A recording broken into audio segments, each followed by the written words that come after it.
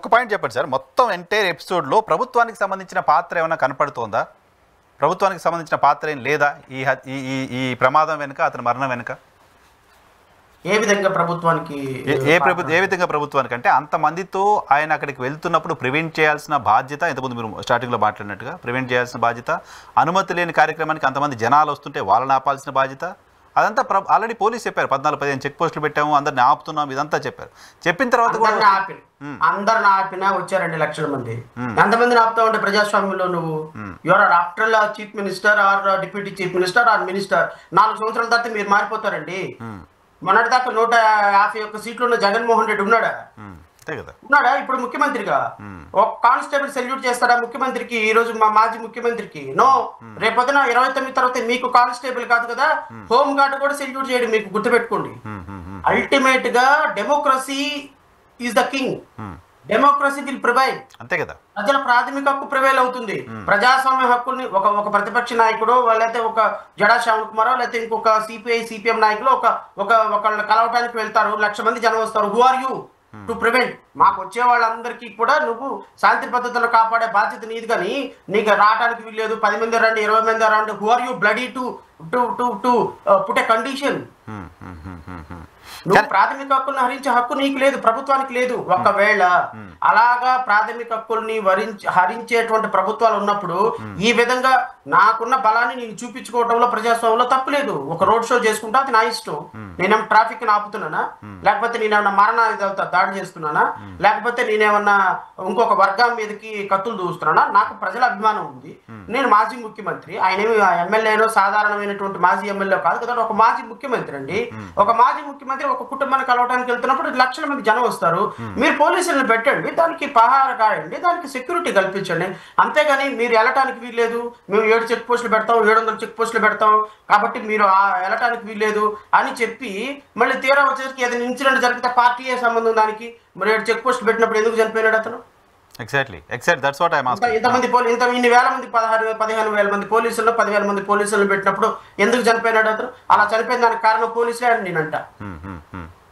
అక్కడ ప్రాపర్ వేలో, proper system లో అతనికి ప్రతిపక్ష నాయకుడికి కల్పించాల్సిన బాధ్యత మీదంటాను. ప్రతిపక్ష నాయకుడు కాదండి, ఓకే ఎమ్మెల్యేనే అనుకుందాం. ఎమ్మెల్యేకి అయితే కల్పించరా? మాజీ ముఖ్యమంత్రికి ఒక సెక్యూరిటీ ఉంటుంది కదా, మాజీ ముఖ్యమంత్రికి ఒక సెక్యూరిటీ ఉంటుంది. 58 మంది పోలీసులతో సెక్యూరిటీ ఉంటుంది. మాజీ ముఖ్యమంత్రి గారికి ఏదైనా జరిగితే ఆ సెక్యూరిటీ గురించి ఆలోచన వస్తుంది. జడా శ్రావణ్ కుమార్ అండి, నేను ఒకరిని కలవటానికి వెళ్తున్నా, నేను ఒక పార్టీ అధ్యక్షుని, నాకు 500 మంది నన్ను చూడటానికి వస్తున్నారు. నువ్వెవడు ఆపటానికి అంటున్నాను? నన్ను 500 మంది చూడటానికి వస్తారు. జగన్మోహన్ రెడ్డిని 50 లక్షల మంది చూడటానికి వస్తారు. సిపిఐ రామకృష్ణ గారిని 5,000 మంది చూడటానికి వస్తారు. నువ్వెవడు ఆపడానికి? What right you have? డెమోక్రసీలో మీరు అవన్నీ చేయకుండానే వచ్చారా? కాదు కదా. రాజకీయ పార్టీలు అన్న తర్వాత ప్రొసెషన్స్ చేసుకుంటాయి, మీటింగులు చేసుకుంటాయి, లక్షల మంది జనం వస్తారు. వచ్చిన జనాన్ని ప్రివెంట్ చేసి లా అండ్ ఆర్డర్ చేయడం వరకే మీ బాధ్యత తప్ప మీరు ఆపడానికి ప్రయత్నం చేశారు, వీళ్ళు బలం చూపించడానికి ప్రయత్నం చేశారు. ఆపడానికి మీరు ప్రయత్నం చేస్తే, బలం చూపించడానికి వీళ్ళు ప్రయత్నం చేస్తే అల్టిమేట్ గా ఎవరు గెలిచారు? Democracy will. అంతే కదా. ప్రభుత్వాన్ని పూర్తి స్థాయిలో దీంట్లో ప్రభుత్వం failure, SP failure number 1. Number 2, manipulated గా ఈ కేసుని జగన్మోహన్ రెడ్డి వైఎస్ఆర్ పార్టీ తలకు చుట్టడానికి వీళ్ళు ఈ వీడియోని అడ్డం పెట్టుకొని ఇప్పుడు ఈ రోజు కేసులు కట్టి వీళ్ళు అరెస్ట్ చేయాలనేటువంటి రెండో ప్రయత్నం. ఇది నేనేమంటాను అంటే, అసలు ఒక మీటింగ్ పెట్టుకోవటానికి ఒక చోటకి వెళుతున్నటువంటి ప్రతిపక్ష నాయకుడిని ఆపి అక్కడ జరిగిన ప్రమాదాన్ని రాజకీయంగా మరల్చి తద్వారా దీన్ని ఒక కేసు పెట్టి అసలు ప్రభుత్వం రాజకీయం చేస్తుంది ఆయన సింగయ్య మరణంతో అంటారు. ప్రభుత్వమే రాజకీయం చేస్తుందంటారు. అబ్సల్యూట్లీ ప్రభుత్వం రాజకీయం చేస్తున్నారు. లేకపోతే లక్షల మంది సభలో ఒక చిన్న ప్లే కార్డ్ రప్ప అని ప్లే కార్డ్ ఎవరన్నా ప్రదర్శిస్తే ఆ రప్ప ప్లే కార్డ్ ని సేవ్ చేసుకొని మన గౌరవ హోమ్ మినిస్టర్ గారు అందరికి చూపించి గగ్గోలు పెట్టేస్తున్నారు. చూసారా, రప్ప ప్లే కార్డ్ పట్టుకున్నాడు, చూసారా మరి తమ కత్తెర పట్టుకుని వచ్చినప్పుడు ఏం చేశారండి ప్రెస్ మీట్ కి? మరి కత్తెర పట్టుకొని ప్రెస్ మీట్ కి కోసేస్తా నరికేస్తానని వచ్చారు కదా, మరి దాన్ని ఏమంటారు? ఇతను ప్లే కార్డు పట్టుకున్నందుకే మీరు వీడియో, హోమ్ మినిస్టర్ స్థాయి వ్యక్తి వీడియో సేవ్ చేసుకొని దాన్ని ప్రెస్ ముందుకు చూపిస్తూ చూసారా ఈ విధంగా ప్రజాస్వామ్య హక్కులను భరిస్తారా అని చెప్పి మీరు అంటే, మరి మీరు కత్తెరలు, సోలాలు, దబ్బిరాలు పట్టుకుని వచ్చారు కదా ప్రెస్ మీట్కి. కట్ చేస్తాం, నరికేస్తాం, పొడి చేస్తాం అన్నారుగా. మీ నాయకుడు రెడ్ బుక్ చూపించేసి మొత్తం రెడ్ బుక్ ని లేపిచ్చేస్తాను, కట్రాలు ఉపయోగిస్తామని అన్నారు మీ నాయకుడు. మరి ఆ నాయకుడు చెప్పిన దానికి, మరి బుచ్చయ్య చౌదరి మాట్లాడిన దానికి, ఆ రోజున ఇప్పుడున్న స్పీకర్ లవకారాలతో మాట్లాడిన దానికి, మరి వీటన్నిటికి సమాధానం చెప్పండి అంటున్నది. కాదు కదా, ఒక ఇన్సిడెంట్కి ఇంకో ఇన్సిడెంట్ ఆన్సర్ కాదు కదా శ్రవణ్ గారు. ఇప్పుడు గతంలో పవన్ కళ్యాణ్ గారి మీటింగ్స్కి జనాలు వచ్చి తొక్కిస్లాట్లో చనిపోవడం చూసాం. చంద్రబాబు నాయుడు గారికి సంబంధించిన మీటింగ్లో అలా జరగడం చూసాం. సినిమాలు రిలీజ్ అవుతున్న సందర్భంగా థియేటర్ల దగ్గర చాలామంది చనిపోవడం చూస్తున్నాం. మొన్న రామ్ చరణ్ మీటింగ్ ఏదో జరిగింది, అక్కడ రామ్ చరణ్కి సంబంధించిన సినిమా మీటింగ్, అక్కడ ఏదో కొంతమంది చనిపోవడం చూసాం. సో ఆ ఇన్సిడెంట్స్కి ఈరోజు జగన్మోహన్ రెడ్డి గారికి సంబంధించిన ఇన్సిడెంట్కి ఏంటి తేడా రెండింటికి క్రైమ్లో? That's what I am saying sir. ఆ ఇన్సిడెంట్ ఇప్పుడు అల్లు అర్జున్ కి సంబంధించి పర్మిషన్ లేకుండా అల్లు అర్జున్ అర్జెంట్గా అరెస్ట్ చేయాలని ఒక ఎజెండా కూడా తెలుగుదేశం పార్టీ మీడియా రన్ చేస్తుంది నాలుగు రోజులు. అదే నేను అంటుంది. అప్పుడు ఒక ప్రొసెషన్ వితౌట్ మీ దగ్గర ఏదో మొబైల్ వస్తుందా సార్? మీ దగ్గర మొబైల్ వస్తుంది సార్, అది బాగా డిస్టర్బెన్స్ ఉంది. మీ దగ్గర వైబ్రేషన్లో ఉందా? వైబ్రేషన్లో ఉన్నట్టుంది మొబైల్. Yeah, okay sir. ఇప్పుడు అల్లు అర్జున్ అనేటువంటి వ్యక్తి ఒక ప్రొసెషన్ గవర్నమెంట్ వితౌట్ పర్మిషన్ ఒక ప్రొసెషన్ చేశారు. ఆ సందర్భంలో అక్కడ ఒక చిన్న ఇది జరిగింది. అల్లు అర్జున్ మీద ర్యాష్ నెగ్లిజెంట్ డ్రైవింగ్ కేసే పెట్టారు, కానీ culpable homicide not amounting to murder case పెట్టి లైఫ్ ఇంప్రిజన్మెంట్ ఏం చేయలేదే.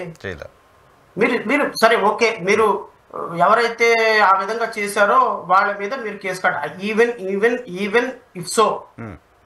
ఈవెన్ ఇఫ్ సో ఆ హైకోర్టు ప్రశ్నించింది, ఎవరు ఎందుకు ఇచ్చింది ఆయనకి బెయిల్ అర్జెంటుగా, ఆయనకి బెయిల్ ఎందుకు ఇచ్చింది, ఓవర్ నైట్ బెయిల్ ఎందుకు ఇచ్చింది? Because certain things will not fix in the legal framework sir.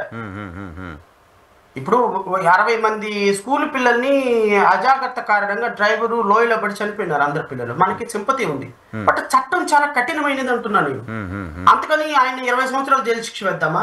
200 సంవత్సరాలు 20 సంవత్సరాలు జైలు శిక్ష మరణ శిక్ష వేద్దామా? కాదు కదా. చట్టం ఏం చెప్పింది?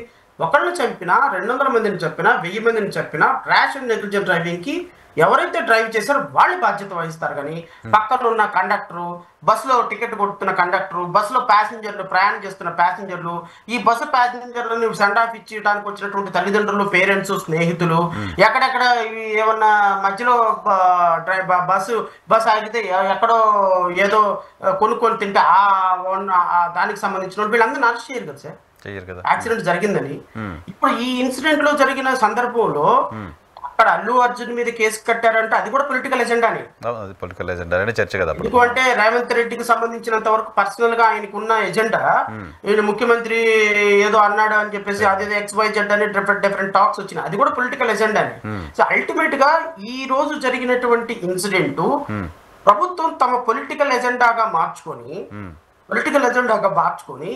ఈ సింగయ్య అనేటువంటి ఒక వ్యక్తి మరణాన్ని తమకు తాముగా చాలా గొప్పగా ప్రాథమిక హక్కుల్ని పరిరక్షిస్తున్న వ్యక్తులుగా వీళ్ళు ఎదుటి వ్యక్తులు ప్రాణాలను హరించేటువంటి వ్యక్తిగా చేస్తున్న సందర్భం అనేది నేను భావిస్తాను. సో ఈ కేసులో జగన్మోహన్ రెడ్డి అరెస్ట్కి సంబంధించిన పాసిబిలిటీ ఉందా? ఆయన డ్రైవర్ని అయితే అరెస్ట్ చేశారంటున్నారు సార్. అబ్సల్యూట్లీ నాకు తెలిసినంత వరకు అరెస్ట్ చేయటానికి లిమిటేషన్స్ ఏమైనా ఉన్నాయా sir? How can I prevent? మీరు ఏం ప్రశ్న అడుగుతారో నేను ఎలా ప్రివెంట్ చేయగలను? మీరు నన్ను ప్రశ్న అడగాలనుకుంటే అడగొచ్చు, అడగకూడదు అనుకుంటే ప్రకారం. That is what I'm saying. Arrest చేయటానికి FIR కట్టిన తర్వాత అరెస్ట్ చేయకుండా ఎలా ఉంటారు? FIR కట్టేటప్పుడే ప్రాథమికమైనటువంటి prima facie opinion FIR register చేసే SHO ఉంటుంది. ఆ మహానుభావుడు 106 sub class 1 culpable homicide not amounting to murder ఎలా వస్తుందో జస్టిఫై చేయాలి రేపొద్దున. ఒకవేళ వీళ్ళు అరెస్ట్ చేసే సాహసం చేస్తారని నేనైతే అనుకోను. ఎందుకంటే లీగల్ గా ఇది కేవలం పొలిటిసైజ్ చేసేయడానికి ఉపయోగపడే కేసు తప్ప లీగల్ ఫ్రేమ్వర్క్ లో నిలబడే కేసు కాదు.